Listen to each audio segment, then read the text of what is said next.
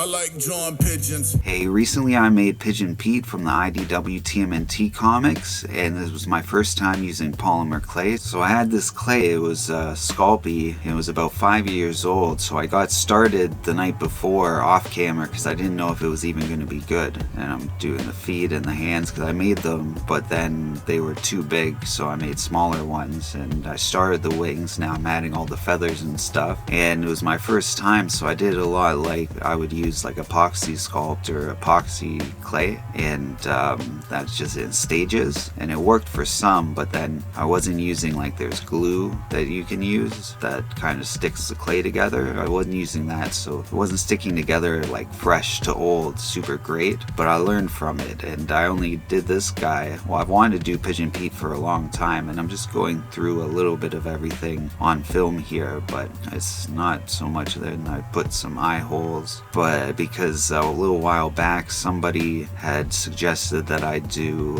who was it, Hermit the Crab, and I was like, that would be fun, and all the toes broke off because on the original one I made like ligatures for all the toes, but that's why they were so big. So this one I just stuck them on so they all fell off or broke off, and I had to glue them back on. And now I'm just adding more clay because he's got boxers on, and I do a bunch of lines in there. But I got suggested Hermit Crab, and I thought the best way I would do that was with epoxy or polymer clay, and I did his arms separate, and I put like wires in, so I pulled them out and put the wire with the wings on, so his wings and his neck is gonna move, so he's articulated, so he's kind of a figure. Now I move on to Milliput, and that's just, it's going to be stronger, and I'm just going to put it on to hold everything together, and I mix the two parts together, and it takes about 4 or 5 hours to dry. I fixed some little details, it was too much to one side, the crest on his chest. Yeah. Now I have a white primer and white acrylic that I mixed together, and I'm just kind of lightly going over it. I don't want to get in all the cracks or gaps because I want them to stay black, and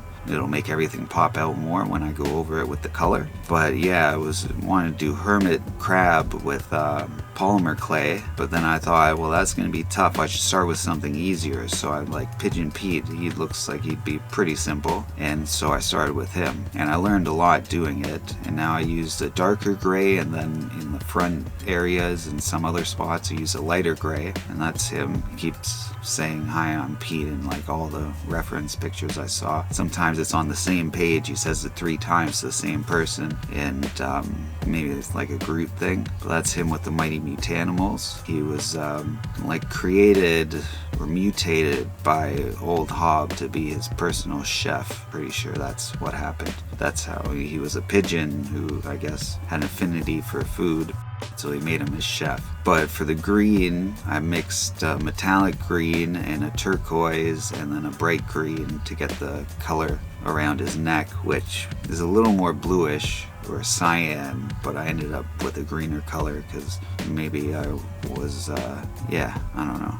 That's okay, because now it's like a flat brush, and I just twist a circle because I'm getting the circles ready for, he's gonna have happy faces. I go over his nails with black to make them pop out. His hands, or fingers and feet, I went with a apple red, and then I dry brush yellow over top, so the red's in the details more, like on him there. Now I'm covering everything with a matte acrylic varnish to seal it up, and I went over the white circles with yellow for the happy faces. But yeah, I was telling a story. I think I finished what I was talking about, how I came to make Pigeon Pete, but I wanted to do him for a while, but I was like, well, I don't know how, or I don't know how I'm going to do him or what I'm going to make him out of. And then I went with the marker to do the rest of the happy face, like the circle and the eyes and the mouth. Yeah, and none of the circles are perfect circles, or even the smiley faces are a little crooked and stuff, but because it's fabric and it's stretched in different ways, that's how it would actually look